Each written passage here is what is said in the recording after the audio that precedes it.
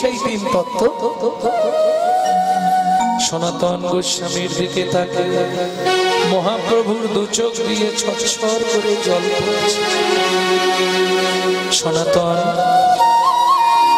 সেই তিন তত্ত্ব যদি ব্রজে আমি পেয়ে যেতাম তাহলে আমাকে আর নবদ্বীপে আসতে হতো, নবদ্বীপে আসতে হতো না। সেই তিন তত্ত্ব নবদ্বীপে এসেও যখন পেলাম না, নবদ্বীপে এসেও যখন পেলাম না, তখন সন্ন্যাস ধর্ম অবলম্বন করে আমি জগজীবের দ্বারে দ্বারে ঘুরে বেড়াচ্ছি সেই তিন তত্ত্ব পাবার লালসা, সেই তিন তত্ত্ব পাওয়ার লালসা। ও প্রভু বলো না কি সেই তিন তত্ত্ব? শুনবে সনাতন।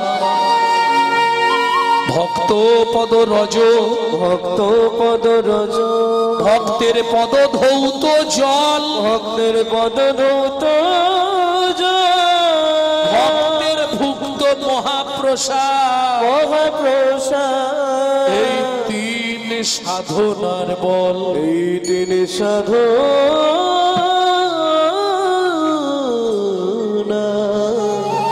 ওগো তিন সাধনার বল।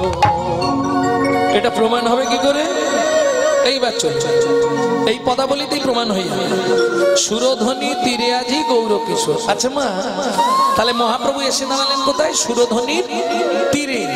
আচ্ছা যদি আমি বলি সুরধ্বনির কুলে, হবে না? কেন? তীর আর কুল কি আলাদা না? কিরম মানুষ দেখো, বলছে না। আচ্ছা যদি বলি সুরধ্বনির পারে, হবে না? সুরধ্বনির কিনারায়, সব হবে একই কথা। তীরে, কুলে, পারে, ধারে, কিনারায়, সব একই কথা বলছে। তাহলে যে কোনো একটা ধরে ব্যাখ্যা করি নাকি? পারে বাদ দিলাম, কুলে বাদ দিলাম, কিনারায় বাদ দিলাম, তীরে বাদ দিলাম, এসে দাঁড়ালো সুরধ্বনির ধারে। ধনির ধারে, মহাজন বলে ধনির ধারে, ধনির ধারে, ধনির ধারে, ধনির ধারে, এসে দাঁড়ালো ধনির ধারে, এসে দাঁড়ালো ধনির ধারে, ধনির ধারে, ধনির ধারে, ধনির ধারে। এই সুরধ্বনির ধারে নয়, ধনির ধারে, ধনির ধারে, এলো গোরা ধনির ধারে, এলো গোরা ধনির ধারে, এলো গোরা ধনির ধারে, এলো গোরা ধনির ধারে, সেই বৃন্দাবন বিলাসিনী এলো গোরা রাই ধনির ধারে। বৃন্দাবন বিলাসিনী এলো গোরা রাই ধনির ধারে। ধারে মানে কাছে, ধারে মানে পাশে, ধারে মানে নিকটে, ধারে মানে ঋণে।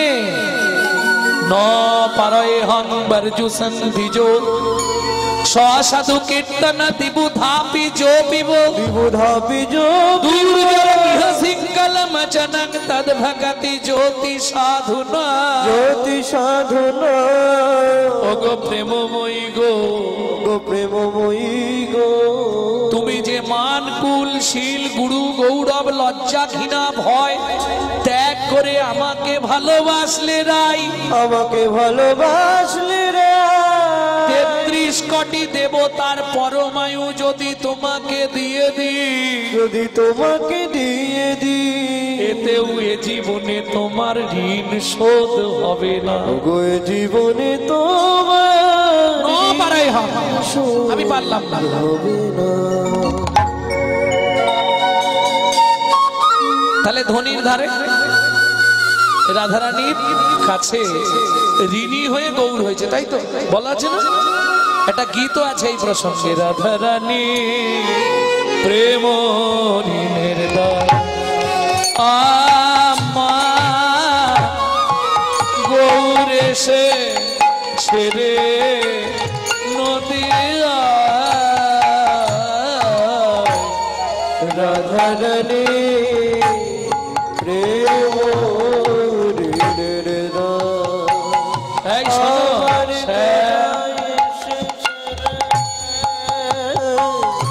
নদিয়া, রাধারানী প্রেম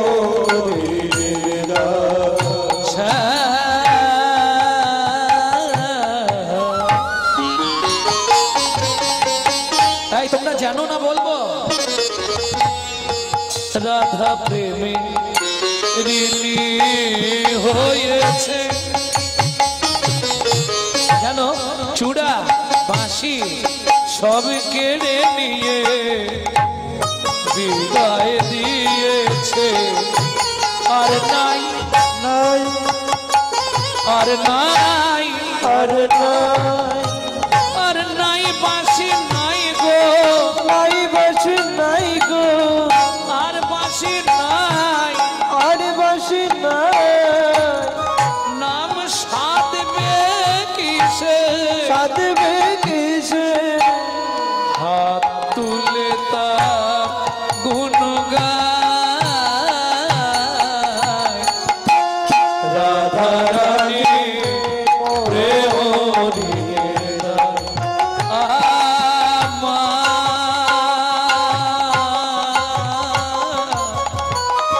গৌরে সে ছেড়ে নদিয়ায়।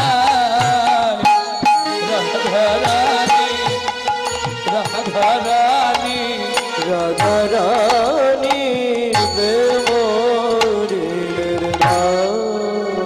এই ঋণ মানে ধার তো নাকি, ধার তো, তাই তো। তাহলে যিনি দাপরের ভগবান, মজাটা দেখো, যিনি দাপরের ভগবান তিনি রাধারানীর কাছে ধার করলেন। কে বলতে পারবে কত টাকা ধার করেছিল?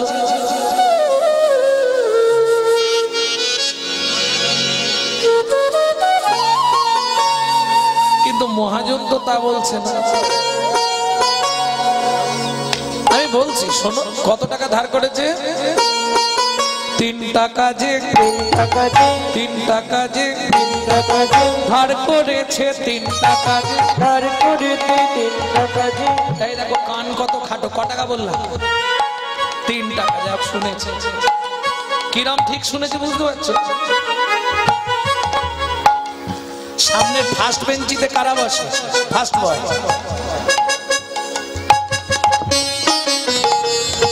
এই ক টাকা ধার করেছে বললাম? এই রে সোনার ভুল হচ্ছে, একটু কান দাও। 3 টাকা যে, 3 টাকা যে, আমি একবারও 3 টাকা যে বলিনি, 3 টাকা যে 3 টাকা যে, ধার করেছে, 3 টাকা যে ধার করেছে 3 টাকা যে, ধার করেছে, 3 টাকা যে। ধার করেছে 3 টাকা যে। এই কি কি 3টে কাজ? 3টি কাজে, হ্যাঁ। কি কি 3টে কর্ম, কি কি 3টে কাজ? কাঁদাবো সাধাবো বাঁধাবো, কাঁদাবো সাধাবো বাঁধাবো, আমি কাঁদাবো সাধাবো বাঁধাবো, আমি কাঁদাবো সাধাবো বাঁধাবো, ওগো নিজে কেঁদে কাঁদাইব, নিজে কেঁদে কাঁদাইব, নিজে সেদে সাধাইব, নিজে কেঁদে কাঁদাইব, আমি নিজে সেদে সাধাইব, নিজে বেঁধে জগতে বাঁধাইব, নিজে সাধাইব, নিজে বেঁধে জগৎ বাঁধাইব, নিজে সেদে সাধাইব, নিজে কেঁদে কাঁদাইব, নিজে কেঁদে কাঁদাইব। পদাবলী শুনলে হবে না, পদ মানে পদার্থ। যদি তার না বোঝো অর্থ, তাহলে সারাদিন ধরে বসে থাকা সব ব্যর্থ। আর ব্যর্থ মানেই জীবনের সব সমাপ্ত। বলো হরি হরি বল। কে কোনটা তোমার বলো? ছেলে, মেয়ে, বউ, কে তোমার? এই পৃথিবী প্রান্তশালা মায়া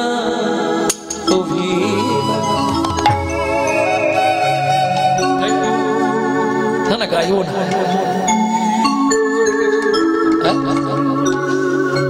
হ্যাঁ গো, আপনজনকে আমরা ভুলে গেছি। আর আপনকে ভুলে গিয়ে কে আপন আমার? না তোমাদের কি জানিনি, আমি আমারটা বলছি। আমার দেখতে সুন্দরী বউটা আমার খুব আপন। হরি বল। আজকে মরলে কালকে বাসি, যাকে এত ভালোবাসি সেই গোবর জল ছড়া মারবে।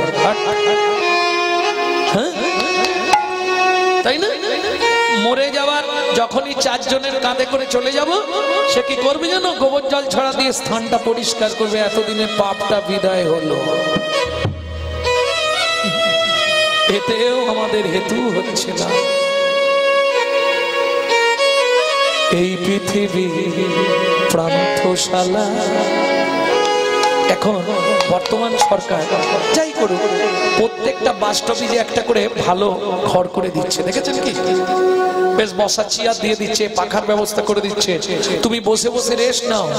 এগুলোকে বলে পান্থশালা, যাত্রী নিবাস, তাই তো? কিন্তু মনে রাখতে হবে, বাস এসে হর্ন মারলেই ছুটে গিয়ে উঠে পড়তে হবে, নাহলে বাস চলে যাবে, তোমার আর যাওয়া হবে, তাই তো? ঠিক তেমনি ভক্তমন্ডলী, ভক্তিমতী মায়েরা, তুমি সোনার সংসারে যত খুশি আনন্দ করো, এসি চালিয়ে ঘুমাও, হ্যাঁ, গরমে হিটার চালিয়ে উপভোগ করো, ঠান্ডায় গরম, যাই করো, সমনের বাস এসে হর্ন মারলেই তোমাকে ছুটে গিয়ে উঠে পড়তে হবে।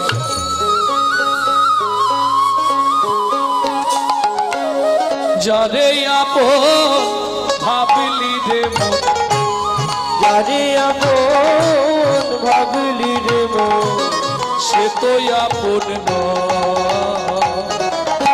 এই পৃথিবী প্রান্তশালা, মায়ার অভিনয়। এই পৃথিবীর প্রান্তশালা, মায়ার অভিনয়। এই কিরকম অভিনয় আমি একটু বলে দিই, আস্তে আস্তে আস্তে আস্তে। বাড়িতে গিয়ে ঝগড়া বাঁধবে না তো, সত্যিটা বলি, আস্তে। শুনতে চাইছো আমি কিন্তু বলছি, আমাকে দোষ দেবে না, বাড়িতে গিয়ে না আবার ঝগড়া বেঁধে। কিরকম আগেকার দিনে পুতুল নাচ হতো, দেখেছেন? পুতুল নাচ দেখেছেন কি? ওই একজন ওপরে বসে বসে পুতুলগুলোকে বেশ নাচাতো, সুন্দর নাচাতো পুতুলগুলো। পুতুলগুলো কিসে? শোলা। এটা বলতে পারবেন কি পুতুল নাচ দেখেছেন তো? আচ্ছা বেশ। আমার প্রশ্ন হলো, যার অভিনয় শেষ হতো তাকে কি করত?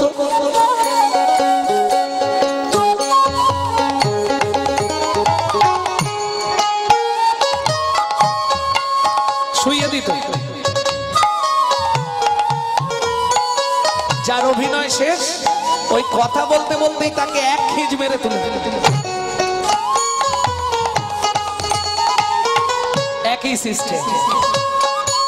সোলার পুতুল নাচে দেখো সুতারি টানে,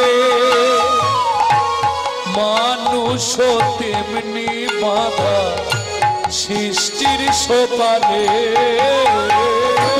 সোলার পুতুল নাচে দেখো ওই সুন্দরী গানে, মানুষ তেমনি বাধা সৃষ্টির প্রাণে। যখন হবে শেষ জারি অধিবেশ, যখন হবে সে যার অধিবেশ, তারে তখন পেনে এই পৃথিবী প্রান্তশালা, মায়ার অভিনয়। পান্তশালা, মায়ার অভিনয়। আস্তে আস্তে আস্তে আস্তে। কিরকম এই অভিনয়টা কিরকম জানো? তোমরা শেফালি ফুল দেখেছো? শেফালি ফুল, এই শেফালির সঙ্গে মানব জাতির তুলনা করলেন বৈষ্ণব কবি। শেফালি ফুল দেখেছো? ফুটতে দেখেছো? বাহ। শেফালি ফুল দেখেছো? হ্যাঁ, শেফালি মানে শিউলি, শিউলি। ফুটতে দেখেছো? বললে হ্যাঁ, কিরকম ঘাট নাড়ছে দেখে, ফার্স্ট ক্লাস মিথ্যাবাদী। শেফালি ফুল তুমি ফুটতে দেখেছো? তুমি যখন দেখেছো তখন ডেড বডি দেখেছো।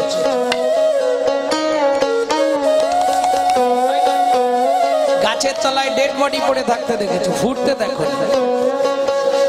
কখন ফোটে?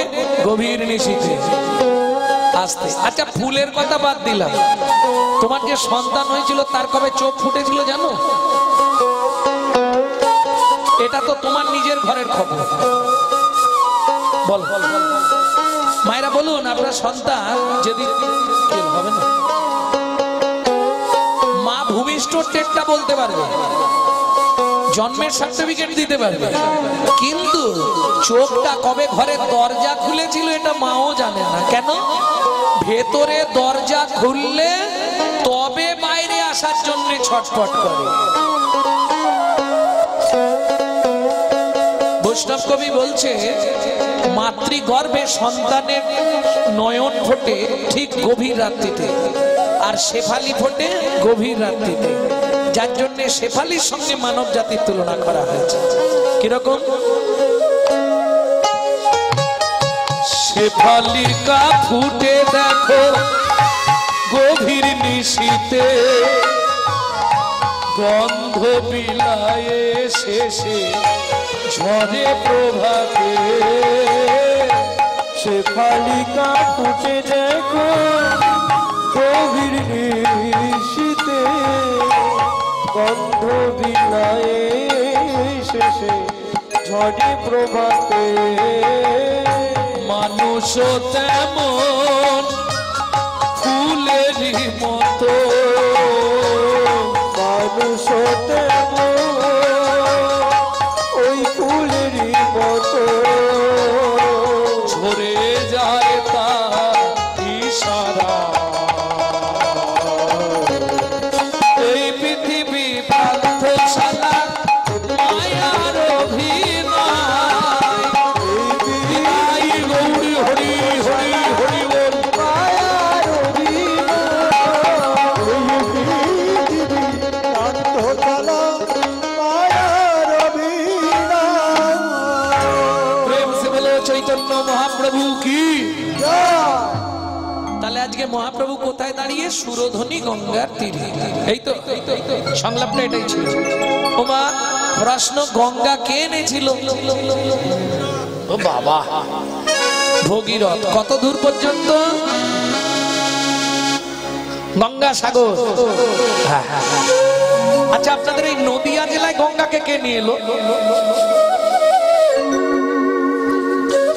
এদিক দিয়ে তো গঙ্গা যায়নি, এটা তো বলতে পারবেন না, কারণ উত্তরাভিমুখী গঙ্গা ওই দিক থেকে এসেছে। এই দিক দিয়ে তো গঙ্গা যায়নি, তাহলে নদিয়াতে গঙ্গাকে কে নিয়ে এলো? চলুন, কে নাম দিল সুরধ্বনি গঙ্গা? একটু বলি কি ব্যাপার মা? এই যে ও মা, মাগো, এত রাত্রিতে আমাকে তুমি তোমার ঘরে ডেকে পাঠালে কেন মা? খোকা, তোকে একটা কথা বলবো বলে। বলো মা, বলো, কি বলবে? জানিস খোকা, কদিন ধরে মনটা খুব আনচান করছে, সামনেই সংক্রান্তি আসছে। শাস্ত্রে বলে সব তীর্থ বারবার, একটা জায়গায় একবার। কোথায়? গঙ্গাসাগর। খোকা, কি মা, তুই আমায় গঙ্গাসাগর স্নান করতে নিয়ে যাবি? দেখো মা, অশীতিকালের বৃদ্ধা তুমি, 80 বছরের ওপর তোমার বয়স। হয়তো যে পথটা পায়ে হেঁটে যেতে হবে তোমাকে আমি ধামাই করে মাথায় করে নেব, কিন্তু মা বেশ খানিকটা পথ নৌকায় যেতে হবে।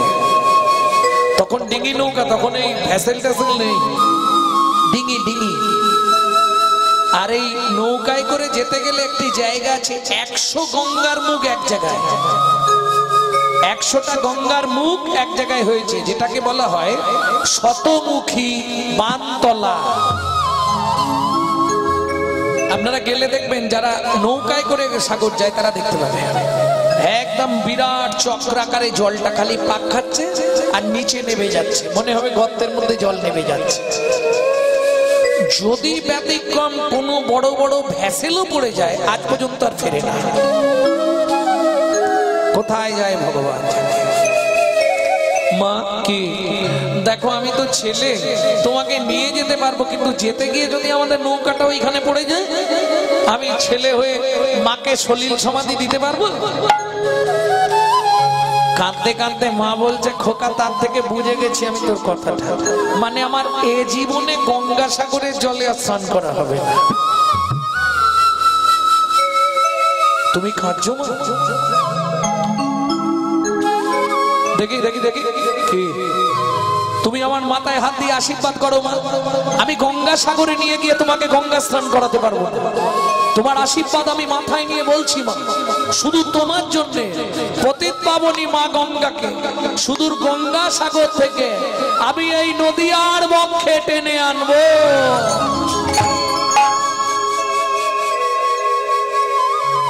ছেলেটিকে মাটি বাকে, মাটি হলেন নাভা দেবী,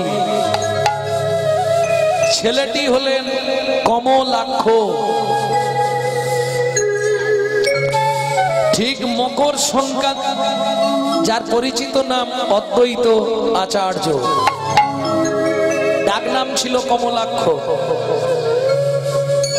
ঠিক মকর সংক্রান্তির আগের দিন ওই শান্তিপুর বাবলার তলায় দাঁড়িয়ে, কেন পূর্বলীলায় যিনি ছিলেন দেবাদিদেব মহেশ্বর, যার মস্তকে গঙ্গা বাঁধা,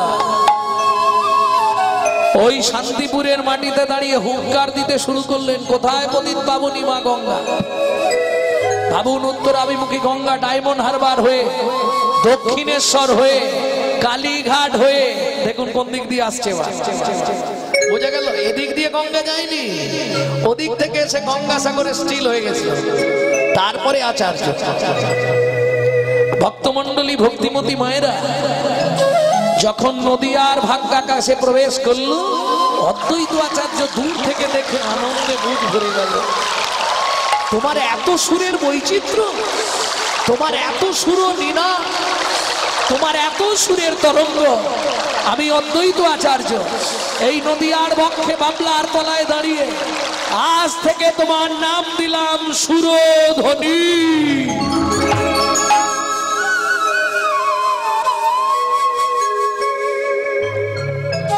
এই যে অনেকে বলে গৌর আসার মূল কারণ হলো অদ্বৈত আচার্য, এটা কি ঠিক? মূল কারণ কিন্তু অদ্বৈত আচার্য নয়। তাহলে আমাকে 2 মিনিট সময় দিন, একটু পয়েন্টটা খালি বলে দিন। মকর সংক্রান্তির দিন, মকর স্নান কখন করতে হয়? ব্রহ্ম মুহূর্তে। নাভা দেবী জলে নেমেছে, ভালো করে বুঝবেন। নাভা দেবী জলে নেবে, একটা ডুব দিয়েছে, বুকে এইভাবে হাতটা দিয়ে চিৎকার করছে, কমলাক্ষ, কমলাক্ষ রে, ও বাবা কোথায় গেলি? অদ্বৈত আচার্য ভেবেছে মায়ের পায়ে কিছু কামড়েছে, মনে হয় নিশ্চয়ই মাকে কিছুতে আক্রমণ করেছে, নালে মা এমন চিৎকার করবে কেন? ও যে অবস্থায় ছিল, ওই ছুটতে ছুটতে গিয়ে জলে ঝাঁপ দিয়ে মাকে পাঁজা করে ধরেছে। মা, মা তোমার কি হয়েছে? আর কথা বলছে, ও মা কথা বলো, পায়ে কিছু কামড়ালো? ও মা কি হলো তোমার? কথা বলো। বেশ খানিকক্ষণ পরে নাভা দেবী চোখ খুলে হাসছে, কিচ্ছু হয়নি, তোকে জলে নামাবো বলে এটা করলাম। কেন মা? এই সেদিন তুই আমার হাত দুটো নিয়ে মাথায় দিয়েছিলি, আজকে তোর হাত দুটো আমার মাথায় দে। কেন মা? এই মকর সংক্রান্তির দিন সুরধ্বনি গঙ্গায় স্নান করে তুই আমার মাথা ছুঁয়ে কথা দে বাবা। আমি জানি তুই পারবি। যে ছেলে অভাগিনী মাকে স্নান করাবার জন্য সুদূর গঙ্গাসাগর থেকে গঙ্গাকে টেনে আনতে পারে, আমি জানি সেই ছেলেই পারবে। কি খোকা মা, দেখ বাবা, জগতে কত পতিত জীব পড়ে আছে, তুই এই গঙ্গার জলে দাঁড়িয়ে আমার মাথা ছুঁয়ে কথা দে বাবা। এদেরকে উদ্ধার করবার জন্য পতিত পাবন রাধা মদন গোপালকে নামিয়ে আনবি এই নবদ্বীপের মাটিতে।